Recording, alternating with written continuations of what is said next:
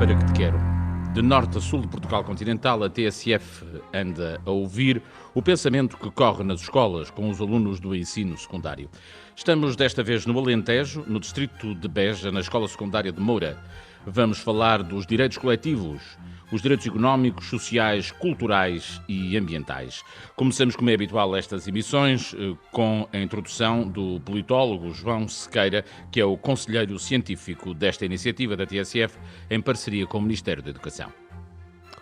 Nesta emissão iremos falar dos direitos coletivos. Os direitos coletivos, ao contrário dos direitos individuais, são direitos que são garantidos a grupos de pessoas como um todo e não a cada um dos indivíduos por si.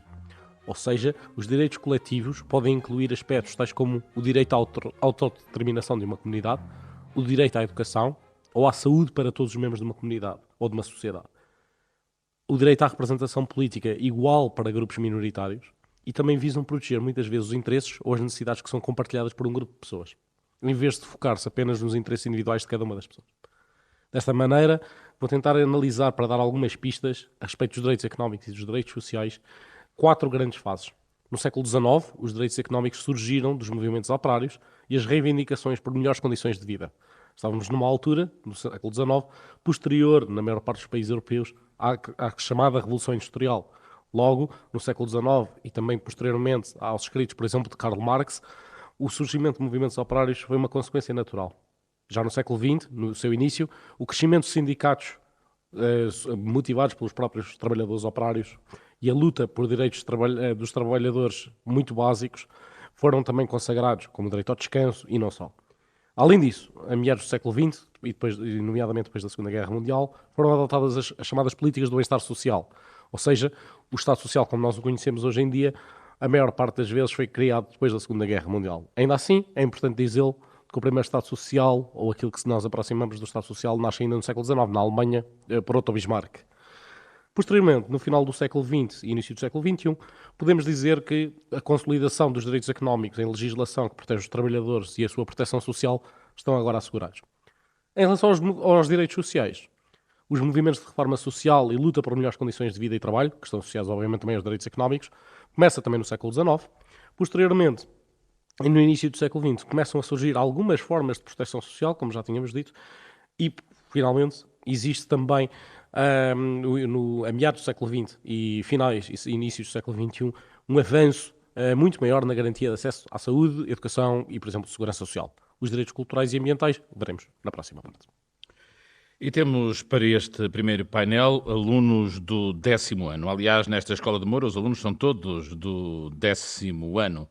Temos o Duarte Valente, que é aluno do 10º B, o Miguel Caldeira, que é aluno do 10º A, e a Joana Ramiro, aluna do 10º C. Obrigado a todos. Começo pelo Duarte. Eles prepararam, como é habitual, a TSF não tem qualquer interferência nos temas selecionados, apenas damos aqui um mote, vamos falar de direitos económicos, sociais, ou seja, dos direitos coletivos, e o Miguel pôs aqui um mote que me interessa, o Duarte neste caso. O que são então os direitos coletivos?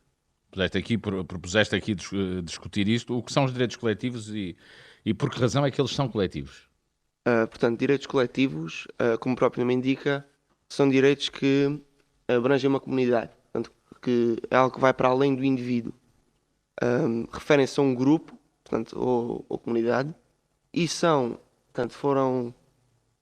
regidos com base num princípio da cidadania, no princípio do respeito mútuo pela sociedade e a comunidade envolvente. Isto é... Temos aqui a definição. Tu propões-nos refletir sobre a história do socialismo democrático, algo de que se fala muito, o caso português desde 1974 até aos nossos dias. Socialismo e comunismo são a mesma coisa? Exato, eu gostaria de esclarecer aqui... São ou não? Vamos. Eu acho que não. Eu acho que... Vamos fazer um bocadinho uma reflexão, perceber um bocadinho o que é este socialismo e, nomeadamente no contexto de Portugal, mais em concreto. Portanto, é uma questão complexa. Esta questão do socialismo na Europa e no mundo. Uhum. Portanto, em Portugal, mais concretamente, até 74, 25 de Abril, cai portanto, o regime ditatorial e, após vários governos provisórios, no exato dia 25 de Abril também, mas 2 anos a seguir, são convocadas as primeiras eleições. Eleições que são ganhas pelo Partido Socialista e é aprovada uma nova Constituição. Constituição que é assinada por todos os partidos, menos pelo CDS. E esta Constituição, portanto, apoia o socialismo. Portanto, este socialismo em Portugal teve várias influências e tinha algumas características que gostava aqui de frisar. Portanto, é fortemente influenciado pelo socialismo praticado nos países da Europa de Leste. Estávamos numa altura em que o fervor revolucionário, portanto, havia um grande fervor revolucionário entre as pessoas e as características deste nosso socialismo eram muito semelhantes às características do socialismo praticado nos países da Europa de Leste, nomeadamente a existência de um Estado forte e controlador que distribuía a riqueza, uma maior atribuição de poder aos trabalhadores e o assistencialismo a toda a população. O Estado, financiado pelo dinheiro dos contribuintes, oferece serviços, constrói infraestruturas e promove o desenvolvimento do país numa perspectiva socioeconómica. Duarte, e do que tu tiveste a estudar e a ler, isso existia antes do 25 de Abril em Portugal? Não existia. Foi algo que... O que é que viste? Como é que era antes? Tens ideia? Pelo que me foi permitido estudar, era um regime ditatorial. Portanto, o Estado controlava Mas não, através mas disseste, não havia esses apoios sociais, então? Não. Só para quem tinha dinheiro ou havia?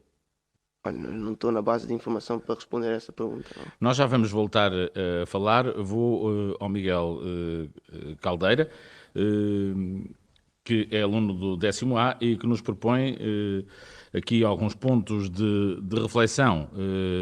E começa logo por definir que os direitos coletivos visam promover o bem-estar. Olá, bem-vindo. Obrigado.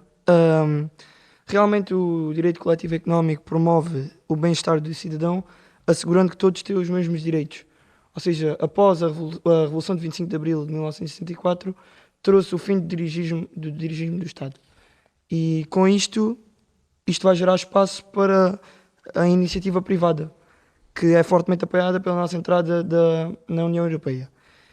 E estes direitos coletivos económicos têm esse mesmo objetivo de promover o bem-estar de cada cidadão, assegurando que cada cidadão tem o acesso à saúde, à segurança, à social. Uhum. Foi importante do que tu quando estiveste a preparar para este programa, foi importante essa adesão à União Europeia? Deixa-me só perguntar-te isto. Do que tu leste, o que é que tu encontraste de diferente com a União Europeia? Segundo o que eu estudei, eu não aprofundei muito essa parte, mas Sim. pelo que eu percebi, com a União Europeia tornámos-nos mais fortes e tornámos mais sólidos. Uhum. E é claro que depois de 25 de Abril tivemos mais liberdade, mas sempre seguindo as diretrizes da União Europeia. Tu escreveste aqui, nos tópicos da tua preparação, que estes direitos coletivos são importantes para salvaguardar a riqueza de toda a comunidade. Queres explicar isto melhor? Se é que pensaste disso. Está aqui escrito por ti, julga. Sim, a salvaguarda da riqueza de toda a comunidade fala-nos que depois do Estado não controlar a nossa riqueza, cada indivíduo tem controle sobre a sua própria fortuna. E cada um pode fazer o investimento que quiser, sem nenhuma intervenção do Estado. O Estado não controla o dinheiro. Cada pessoa controla o dinheiro como quer. Já voltaremos a falar. Vou agora à aluna, a Joana Ramiro, que nos traz aqui também o percurso dos direitos coletivos e sociais. Bem-vinda. Olá, obrigada. Os direitos sociais não é sempre existiram, mas sempre deviam fazer parte do Estado. Ou seja, porque quando estamos a falar em direitos coletivos sociais, estamos a falar das pessoas, da sua vida, dos princípios que elas precisam ter para ter uma mínima dignidade, dos seus direitos essenciais para viver com mínima estabilidade. Ou seja, habitação, saúde, educação e assistência social, ao fim e ao cabo. Há uma música que fala nisso, do Sérgio Godinho. Paz, pão, saúde, habitação. Tu achas que hoje, do que tu ouves, da tua percepção, que isso está feito? Hoje em dia temos um grave problema, porque quem trata destes direitos é o Estado Social. Ora, o Estado Social tende a garantir estes direitos às pessoas. Como? Como é que é financiado? Pela população ativa. Ou seja, a população ativa é descontada nos seus impostos para financiar o Estado Social. Mas, entretanto, o nosso grande problema em Portugal é que temos um Portugal bastante envelhecido, com muita população inativa. Ou seja, o número de população inativa está a crescer enquanto o de inativa está a decrescer. Certo? Ativa. Há menos gente a trabalhar. Sim. Estás-te a referir ao envelhecimento do país? Sim. Sim. Ou seja, estas pessoas ativas é que financiam o Estado Social. Ou seja, se há menos pessoas a descontar e há mais pessoas que precisam desses receber. apoios, como é que nós conseguimos que o problema seja resolvido? Essa é uma excelente pergunta. Toda a gente anda à procura, É verdade. à procura da resposta para ela. Já se tentou aqui, tem-se tentado aqui fazer adaptações, mas de facto o sistema foi montado nesse princípio, em que quem estava a trabalhar pagaria, no caso das reformas, as reformas dos que estavam reformados, como já aconteceu no passado. Quer dizer, os nossos avós estão a receber o dos pais e assim sucessivamente. Sim. E tu estás aqui a ver, portanto, do que tu tiveste a preparar para esta emissão, Joana, é que estamos aqui com um problema. Certo? E é um problema ainda maior em regiões como o Alentejo. Sim, onde a população é mais envelhecida e não... E pensaste em alguma solução? A única solução que eu pensei não é muito boa para a população em si. Então, É aumentar os impostos. No caso, é a única solução económica que eu pensei. Mas também de acordo no meu ponto de vista,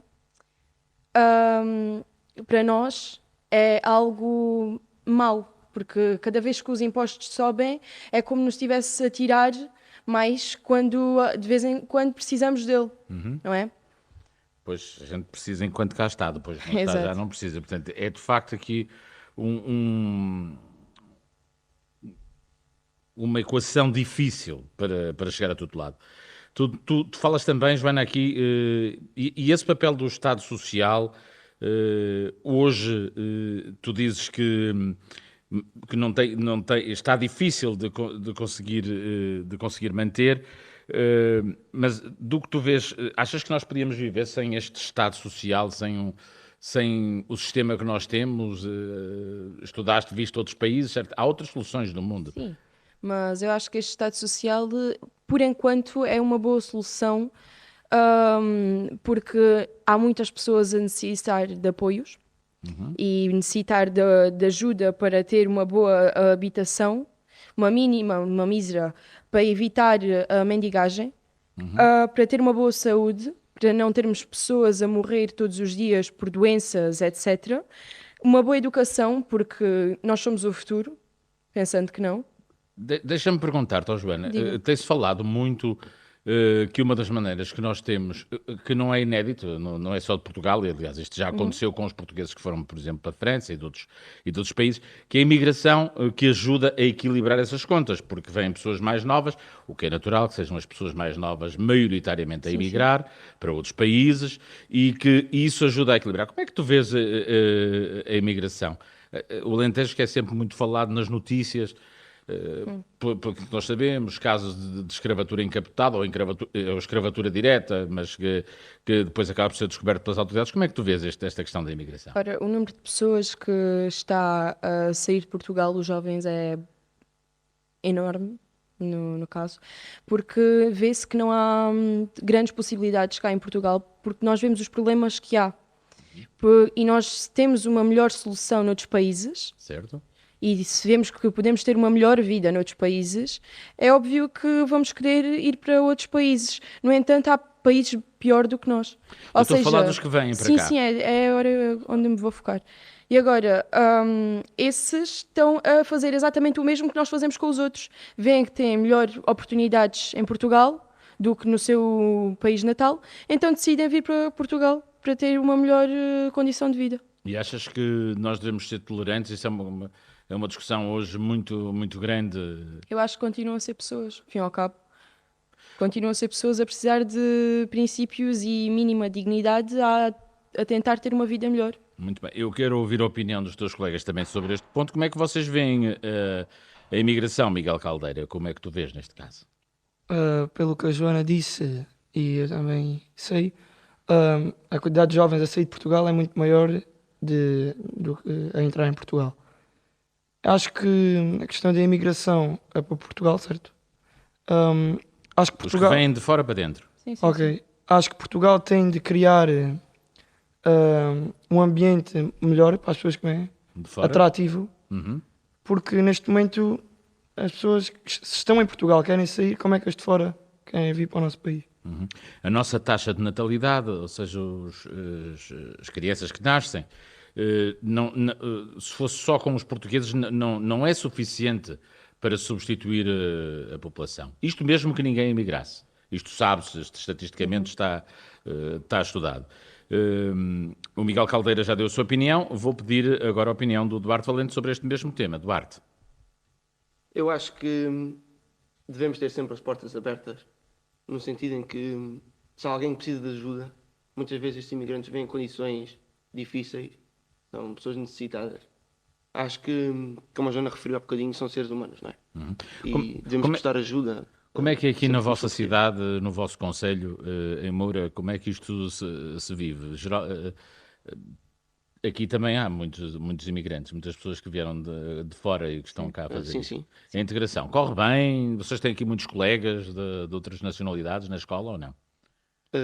Colegas, não diria a estudar, mas, por exemplo, adultos, vejo que se tentam integrar um bocadinho na vida também económica do país, nomeadamente pessoas que até abrem lojas ou cabeleireiros e todo tipo de atividades económicas que para se conseguirem desenvolver até e construir uma vida melhor. E tudo isto porque estamos hoje a falar de direitos coletivos, direitos económicos, sociais, culturais e ambientais. E o Duarte deixa, eu não sei se isto é uma provocação, é uma reflexão interessante, que eu gostava de ouvir a tua opinião. Tu queres destacar aqui alguns marcos históricos que tiveram impacto no socialismo democrático e falas da queda da União Soviética e a entrada da União Europeia, nós já falamos há um bocadinho, mas frisas aqui a queda da União Soviética. O que é que nos podes dizer sobre isto? Sim, portanto, Portugal, após 25 de Abril, até hoje vimos caminhamos no sentido da mudança, da adaptação ao que é a realidade hoje em dia. E o socialismo em 75 não é igual ao socialismo em 2024. Não é?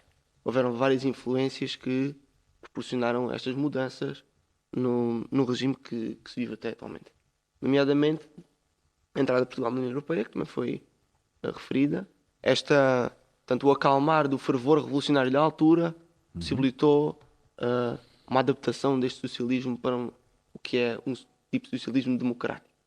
Portanto, e esta queda do RSS também contribuiu, evidentemente. Depreendo do que tu estás a dizer, que o outro socialismo, que eu comecei por referir aqui, que era o comunismo, que não é democrático. De certa forma, era diferente. Mas, em princípio, acho que... Mais autoritário, é isso? Maior controle do Estado. Sim, maior controle, nomeadamente na iniciativa privada, que foi... Portanto, tudo teve pontos positivos e negativos. O socialismo destaca aqui como pontos positivos a implementação de um Serviço Nacional de Saúde e de um Serviço Nacional de Pensões, não é? São pontos bastante positivos. Mas também tivemos o outro lado da moeda, como é tudo na vida. E pontos negativos temos, por exemplo, a nacionalização dos setores básicos da economia, a destruição dos principais grupos económicos e privados e da reforma agrária até. Foram nacionalizados esses grupos? Foram nacionalizados, portanto, a economia do país entrou em algumas dificuldades. Este é um dos pontos negativos a frisar deste socialismo praticado na altura. E que traz uma grande diferença ao socialismo democrático, estás a referir, e bem, que no fundo hoje é traduzido pela social-democracia, as pessoas referem-se mais, tem a ver com os países nórdicos. Vou voltar agora aqui ao Miguel Caldeira. Tu há um bocado abordaste aqui uma questão que era a liberdade do investimento individual e da preservação desse investimento e não ser do Estado. Miguel, porque é que é tão importante o investimento individual?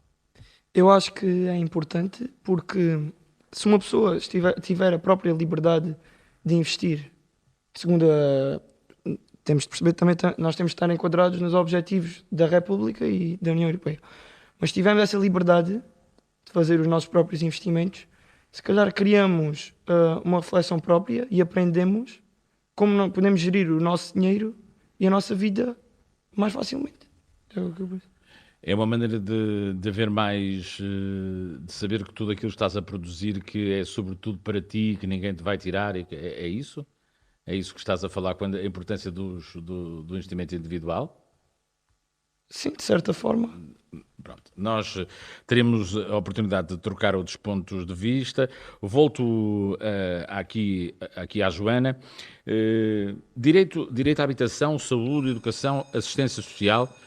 É um som muito característico e bonito das escolas, toda a gente associa. Estamos na escola secundária de Moura, no distrito de Beja, neste percurso, uma iniciativa da TSF, Democracia para que te quero. E esta é uma pergunta que parece tão adquirida e que se calhar ainda hoje não é. Joana,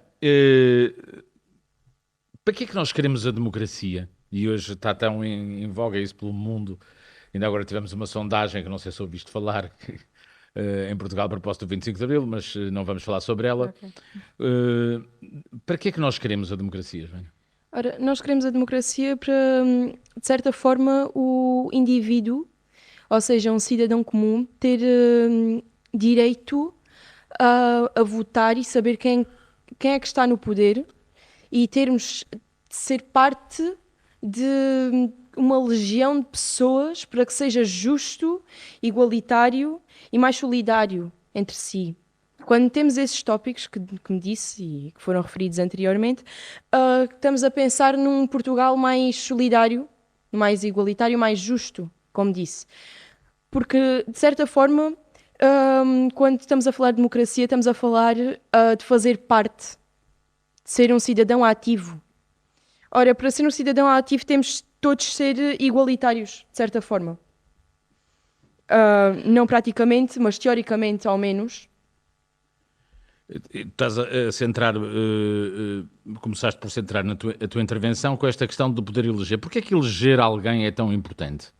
Ora, porque essa pessoa elegida, no fim ao cabo, vai comandar as decisões do nosso país durante o seu mandato. Ou seja, estamos a pôr a nossa confiança nessa pessoa durante o seu mandato para fazer as decisões que concordamos durante esse período de tempo. Está-nos a representar. Duarte Valente, para que é que queremos a democracia? Quero ouvir as tuas palavras. Ok. Também gostaria, identifico-me bastante com a opinião da Joana, não é? Sim. Termos uma sociedade democrática, uma sociedade onde é possível exprimir a nossa opinião, os nossos gostos, os nossos interesses, através, nomeadamente, do voto, que foi um marco bastante importante, é de facto muito bom. E termos alguém, podermos escolher quem é que nos representa, podermos escolher com quem mais nos identificamos e podemos escolher até de certa forma o rumo que o país pode tomar, é algo que considero bastante importante e que se deve preservar. Miguel Caldeira, sobre a democracia, o que é mais importante da democracia no teu ponto de vista?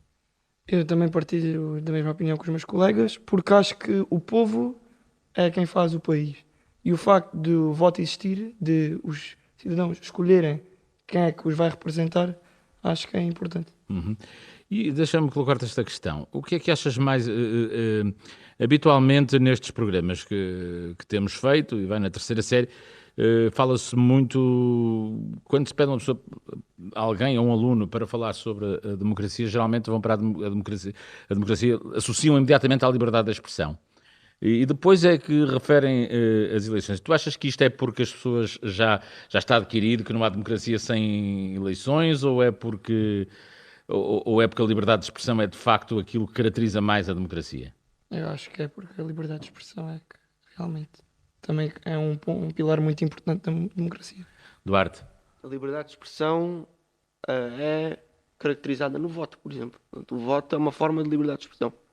Acho que é por aí. Boa resposta. Joana? Ora, a democracia, o voto e a liberdade de expressão. A liberdade de expressão eu acho que é também por ser uma forma, como o Duarte disse, de expressarmos-nos e poder não viver numa ditadura. O que eu quero dizer é, sem voto e sem liberdade de expressão, sem nos podermos expressar, de certa forma, e sem poder votar, não podemos eleger quem nos está a representar, ou seja, estamos, de certa forma, numa ditadura. Alunos do 10º ano da Escola Secundária de Moura, vou à intervenção intermédia, à análise intermédia do João Sequeira, que é o conselheiro científico desta iniciativa da TSF, em parceria com o Ministério da Educação, com uma pergunta em grande. Democracia, para que te quero? Não. Peço desculpa, eu tenho de ser um bocadinho. Algumas alergias estavam aqui. Em jeito de conclusão, eu diria que os alunos referiram um aspecto muito importante da democracia, sem tocar nele diretamente ou sem dizer o nome, que é nós queremos democracia, se me perguntassem a mim, ou pelo menos das conclusões que eu tirei dos alunos, para vivermos melhor. De alguma maneira é isto, também nós queremos. E porque acreditamos que só conseguimos viver melhor quando temos de facto liberdade para escolher o nosso destino e fazer o nosso destino e a maneira de escolher algo para as nossas vidas. Por outro lado, os alunos referiram também e bem que, de facto, a democracia foi o esquema que até hoje foi inventado, ou o regime político que até hoje foi inventado, que possibilita a rotação de pessoas no poder, que foram escolhidas por nós, porque nós não nos fazemos representar, não estamos numa democracia direta, não é? Como a Atenas clássica, por exemplo, tinha, e dessa forma evitamos a ditadura. Mas nós não evitamos só a ditadura, evitamos uma coisa que às vezes ainda para algumas pessoas até pode ser considerado pior. Não estou a dizer que ditadura é pior do que isto, mas ponho a questão, porque alguns autores também apoiam, que é evitar o derramamento de sangue. Ou seja, nós rodamos a quem lá está sem que seja preciso isso. E isso é um passo importantíssimo para nós mantermos a paz, conseguirmos o desenvolvimento que os alunos também falaram, para conseguirmos, de facto, melhorar as nossas vidas e, de facto, termos liberdade, não apenas de qualquer coisa, mas para fazermos qualquer coisa, para deixarmos o nosso cunho. E isso parece que é, até hoje, o melhor que conseguimos. Estamos então na Escola Secundária de Moura, no distrito de Beja, com um novo painel de alunos, o Guilherme Moreira, do 10º ano, turma D, a Mafalda Gorrão, que é do 10º D também, e o João Pires, que é do 10º B. Obrigado aos três por estarem aqui. Estamos nesta emissão, nesta série de programas de uma iniciativa da TSF em parceria com o Ministério da Educação, em que falamos de democracia. O que pensam os alunos nas escolas sobre a democracia? E propomos alguns temas genéricos para serem debatidos, não tendo qualquer interferência naquilo que é dito por eles no programa, que o preparam com os seus professores. Falamos hoje de direitos económicos, sociais, ambientais e culturais. E os alunos de Moura quiseram trazer aqui para debate a questão dos direitos culturais. Guilherme Moreira, bem-vindo. Obrigado. Então vamos lá falar de cultura e de direitos culturais, neste caso. Ok. Então, através dos direitos culturais coletivos, conseguimos promover e preservar uma cultura, ou seja, o património de um povo. É através disso e abrindo portas sempre a outras culturas, tendo uma visão intercultural. Não só a nossa cultura, mas também recebendo sempre de braços abertos as outras. Falas aqui da interculturalidade na história dos valores culturais portugueses. O que é que quer dizer isto? Isto é aqui uma frase complexa. O que é que isto quer dizer? Bem, a interculturalidade é estarmos abertos para receber outras culturas, valorizar. Isso a parte nós sabemos. Agora, o que é que tu investigaste, o que é que tu estudaste para este programa? O que é que tu viste sobre isto? O que é que te surpreendeu naquilo que tu foste vendo para destacares isto para esta emissão? Surpreendeu-me ver que o nosso país é muito uma mistura de culturas de outros países.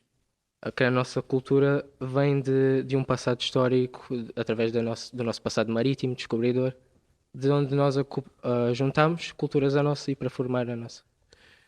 E antes disso tínhamos cá a ocupação, até nesta zona que estamos. Exato. Moura deverá querer dizer alguma coisa, não é? Aqui os muçulmanos estiveram cá durante séculos e, portanto, deixaram aqui marcas culturais bastante fortes. Nós já voltamos, para tu te acalmares um bocadinho, Guilherme. Tem calma, que isto é só um programa, é só uma conversa, só estamos a conversar. Mafalda, trazes-nos também a questão dos direitos ambientais, que hoje, mais do que nunca, estão no topo das preocupações, quanto mais não seja no discurso. Vamos lá. Os direitos ambientais é uma questão muito recente, porque, por exemplo, há 50 anos atrás, ninguém parava para pensar nas consequências a nível ambiental dos nossos atos, só que hoje em dia, e cada vez mais, através de vários alertas que nós temos tido, como as alterações climáticas, o aquecimento global, deu-nos uma visão de que o nosso mundo, o nosso planeta não é infinito, o nosso planeta também se esgota e nós temos que cuidar dele porque, afinal de contas, sem ele nós não estamos aqui. E nós temos muita noção, quando vimos para o interior do Portugal continental, que as coisas até estão bem, porque nós chegamos aqui, o ar é diferente, respira-se diferente, é tudo completamente diferente. Mas não é assim. As coisas não estão assim tão bem, pai, não? Não. O nosso ar pode não parecer tão poluído por exemplo, a influência industrial, como nas regiões mais a norte e centro, mas sendo uma região principalmente focada na agricultura, certas questões como, por exemplo, o uso de pesticidas a mais, também acaba por nos afetar porque polui os lençóis de água, polui os nossos rios, polui as nossas fontes de água, também acaba por poluir o nosso ar, destrói a nossa biodiversidade e acaba por nos causar muitos problemas, tanto a nós como aos animais. Problemas de saúde, como por exemplo o cancro, problemas na reprodução, problemas a nível do parto e problemas a nível neurológico. Uhum. E o que é que tu achas que, se é que pensaste, podes não ter pensado, o que é que tu fazes no teu dia-a-dia para que as coisas se alterem? Tu alertas os teus familiares mais velhos para isso? Procuras ter uma política mais ativa, porque tudo é política, não é? Uma atitude mais ativa para que as coisas mudem? Ou como é que é? Eu acredito que há vários atos que nós podemos fazer, às vezes sem pensar nisso, que embora pareçam pequenos, todos nós podemos adotar, mesmo sem estar diretamente a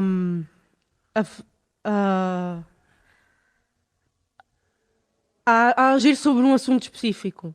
Ou seja, nós temos que mudar os nossos hábitos para conseguirmos lá chegar. Há pequenas mudanças que nós podemos fazer que, se forem feitas por toda a gente, podem ter uma grande diferença. Como, por exemplo, uma questão muito falada, que é a questão da reciclagem. É uma simples diferença. Em vez de deitarmos um pacote de plástico num lixo normal, deitámo-lo num contentor específico que posteriormente vai ter um destino completamente diferente, porque vai ser utilizado... Ou pelo menos parcialmente, não é? Sim. Se não for possível recuperar tudo, pelo menos uma parte. É menos... Sim, pelo menos uma parte vai ser reutilizada e vai ser transformada em algo novo. E evita a poluição. Por falar em poluição, outro hábito que nós podemos ter é, por exemplo, nós estamos na rua a comer alguma coisa e temos uma embalagem. Muita gente tende... Não precisa ser uma embalagem, pode ser, por exemplo, um pedaço de papel. Muita gente tende a deitá-lo para o chão porque pensa é só um bocadinho de papel, não vai ter um grande impacto. Mas a verdade é que ao deixar esse papel cair, nós estamos não só a abrir margem para que ele vá parar aos oceanos e poluir os oceanos, mas como também corremos o risco de algum animal o ingerir e prejudicar o próprio animal. E depois nós comemos o animal e ele vem para nós, não é? Exato. Ou seja, os microplásticos estão hoje já muito identificados nas análises que são feitas, designadamente nos peixes e que voltam, e não só, e nas rações para os animais, e tudo isso depois há de voltar de algum modo. Mas a história dos direitos ambientais, e que foi algo sobre o qual tu debruçaste, não começou hoje. Isto tem uma história. Hoje estamos talvez mais sensibilizados todos nós para a questão dos direitos ambientais, mas lá atrás havia aqueles que eram, como é que é isto? As pessoas até chamam, é um tolinho ambientalista. Pronto. Mas hoje hoje já não é assim, não é? Hoje a consciência é muito maior. Então, como é que isto começou? A gênese dos direitos ambientais. Os direitos ambientais começaram, como eu disse antes, do surgimento destes problemas, que levou as pessoas a pararem para pensar nas coisas que eles tinham estado a ignorar. Começou a gerar cada vez mais preocupação, principalmente nos últimos 20 anos, e foram implementadas várias medidas, principalmente por parte da ONU, medidas estas que não existiam há 50 anos atrás. E de repente nós acordamos para esta realidade que tu começaste logo por dizer, que este mundo não vai durar para sempre se nós continuamos assim. Ou pelo menos não durará para sempre para nós, não sabemos. Poderá continuar para outras espécies. Voltaremos a falar, até porque gostava de ouvir sobre essa matéria da legislação em matéria ambiental, o que é que tu nos preparas para hoje. Vou ao João Pires, que é aluno do 10º B e que nos traz aqui quase que um regresso à primeira parte do programa, com os outros colegas, que é o estado atual dos direitos coletivos. Bem-vindo. Obrigado. Então, eu acho que antes de falarmos em querer adicionar mais direitos coletivos, devemos fazer uma reflexão e perceber que os direitos que nós temos agora, eu estou mais sobre os direitos sociais, direitos ligados à saúde, assistência social, acho que devemos perceber que existem problemas, como por exemplo, na saúde nem quase toda a gente tem acesso a seguros de saúde, à DSE, nem toda a gente tem médico de família, na assistência social as pessoas descontam e quando chegam à velhice não recebem, se calhar o que tinham a receber, o valor justo para a subsistência. O valor justo. Mas na habitação, notamos que com este aumento, até uma casa, por exemplo, tem um em Lisboa, custa 800 euros, os jovens, desfacilita a ida dos jovens para as grandes universidades, Lisboa-Porto. E acho que devemos olhar para esses direitos e tentar melhorá-los para fazer com que aquele sonho que os nossos antepassados tinham antes do 25 de Abril, de que todos tivéssemos os mesmos direitos, todos tivéssemos acesso e ajuda do Estado para que... Quando não pudéssemos ter apoio para contornar as dificuldades, é isso? É isso. João, tu pões aqui uma pergunta, é uma pergunta grande isto. Sim. Quantos políticos já tentaram responder sobre isto? Quantos pensadores? Quantos jornalistas? Tanta gente? E tu dizes assim, cumpriu-se Abril em matéria de habitação, saúde, ensino e assistência social? Devolvo-te a pergunta, porque isto é uma pergunta retórica, portanto tu já terás a resposta, certamente. Então eu acho que cumprimos uma certa parte, mas noutra não. Pois temos uma vida melhor do que antes do 25 de Abril, temos ajudas económicas, ajudas na habitação, mas não temos ainda o que queríamos ter, o que sonhávamos. Eu não sonhava, os meus antepassados sonhavam. E o que é que tu achas assim que falta? Uma coisa é o que nós podemos ter, outra coisa é o que desejamos ter, não é? Sim. Nós podemos desejar ir à Lua e se calhar não vai ser possível. Não vai ser possível para todos. Certamente já houve quem fosse, foram muito poucos, e só 2 é que lá andaram, mas O que é que tu achas assim de importante desses tais sonhos, desses tais desejos, que seja fundamental para não perdermos esta ideia de Estado ou de sociedade de que tu aqui falas? Eu acho que devíamos ter uma maior ajuda do Estado quanto aos problemas económicos. Por exemplo, acho que os jovens têm quase crédito nulo, acho que deviam ter ajuda dos bancos para, por exemplo, nesse caso de irem viver para, por exemplo, Lisboa ou Porto, para ir para as universidades, acho que deviam ter uma certa quantia, devia ser paga, por exemplo, para jovens daqui do Alentejo. Que torna-se mais difícil. Nós já vamos voltar a falar, João, porque tu puseste aqui como um dos tópicos da tua preparação, estou curioso, das migrações ao direito desportivo. Já vamos falar. Vou voltar ao Guilherme Moreira, aluno do 10º D. Recordo que estamos com alunos do 10º ano da Escola Secundária de Moura e que estamos a falar dos direitos coletivos, económicos, sociais, culturais, ambientais. Vou voltar ao Guilherme Moreira, que nos fala da importância do associativismo. O que é isto, Guilherme? O que é o associativismo? Então, antes de irmos direto ao assunto, o que é o associativismo, acho que vale relembrar que toda esta dinamização cultural que temos hoje em dia não existia há 50 anos. Então foi o 25 de Abril que trouxe isto e trouxe o associativismo. O associativismo é basicamente uma lei que está contemplada na Constituição, a lei base onde nada se pode opor, e é basicamente um fundamento importante na sociedade civil, que através de realização de atividades podemos promover o lazer, a cultura, o recreio e desenvolver os nossos cidadãos.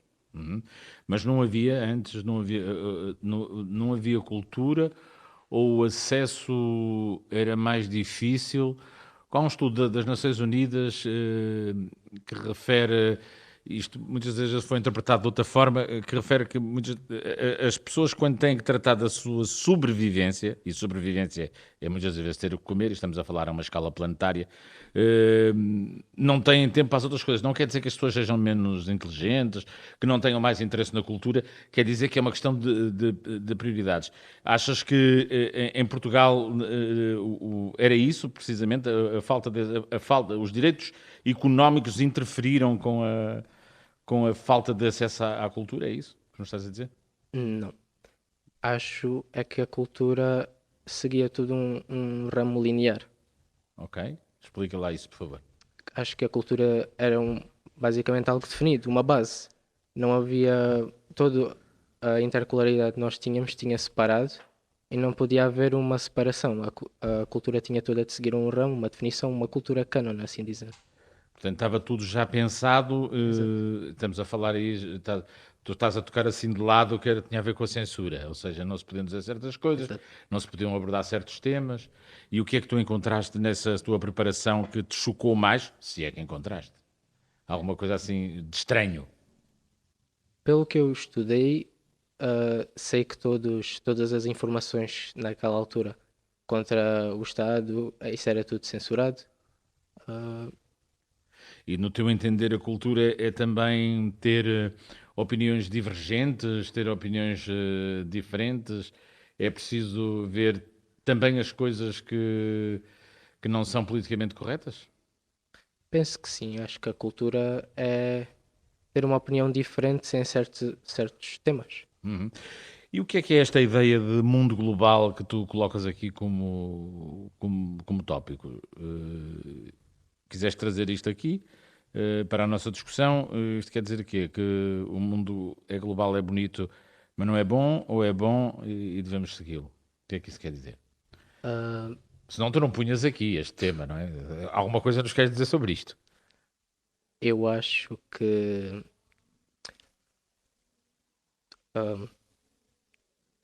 o mundo O que é esta ideia do mundo global que tu quiseste puxar para aqui?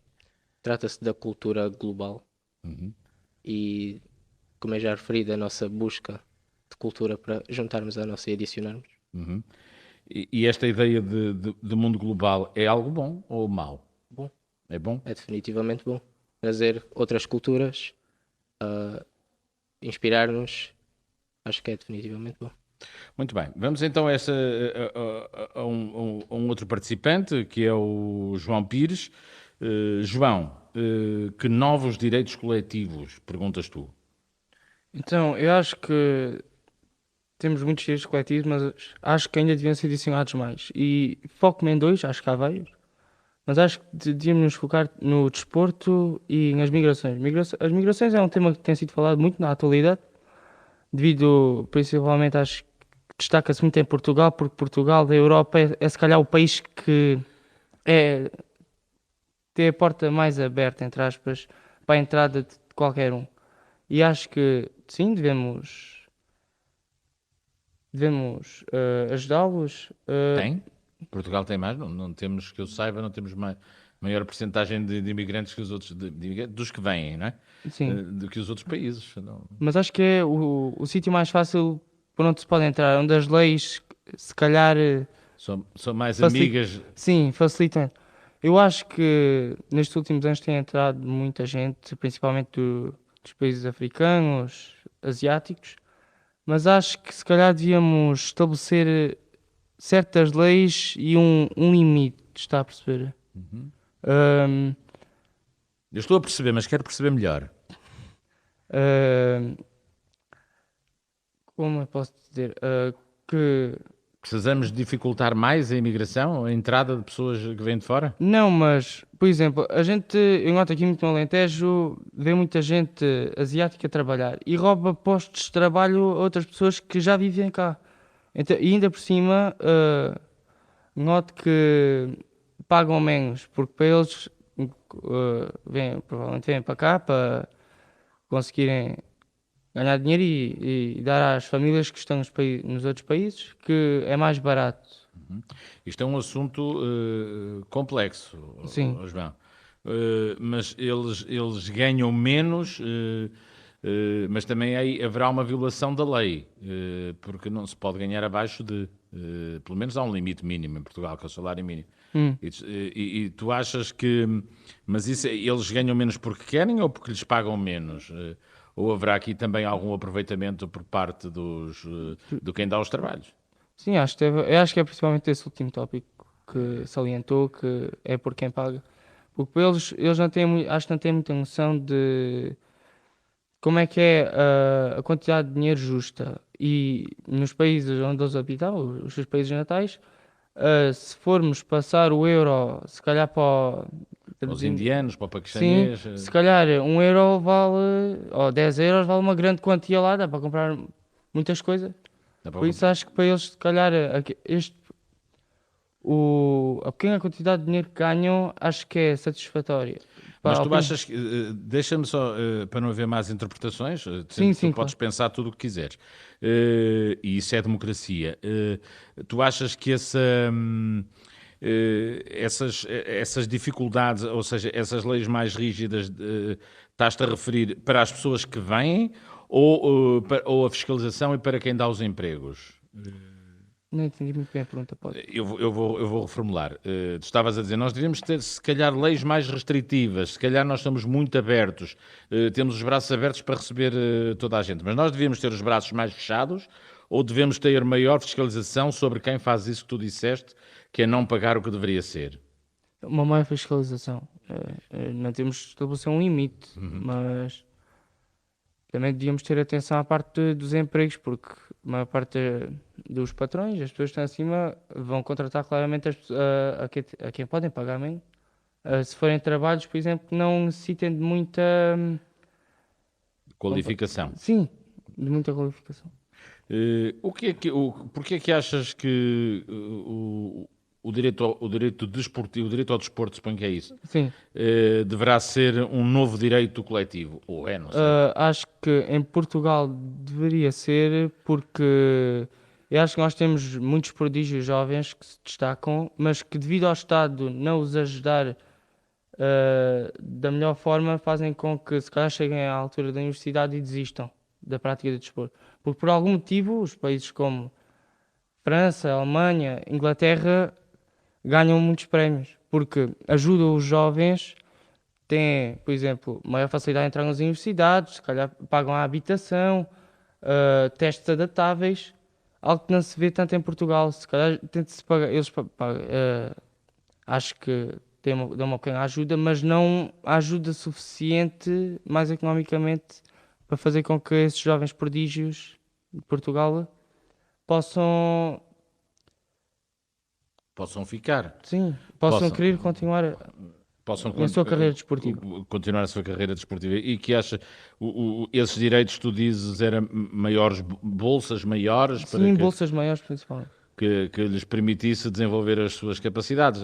Quando se pensa nisso, até geralmente nós focamos-nos muito nos Estados Unidos, onde há uma grande aposta no desporto e incentivos e apoios ao desporto, sendo que eles também são muito mais que nós. Nós também já temos ido captar alguns atletas ou a outros pontos.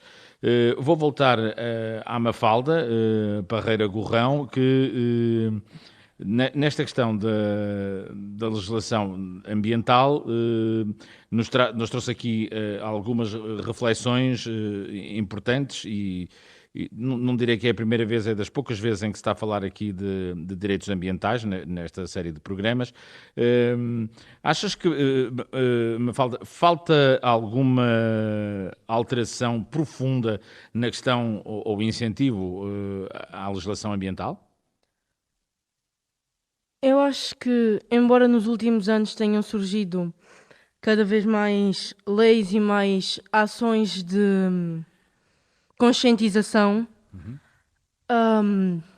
principalmente nas escolas, eu acho que ainda não seja o suficiente, porque, embora tudo isso aconteça, nós vemos que ainda existe muita gente que ou não compreende ou não vê necessidade ou qual a vantagem é adotar ou incumprir as leis. Exato, como por exemplo a parte da reciclagem ou do controlo dos pesticidas.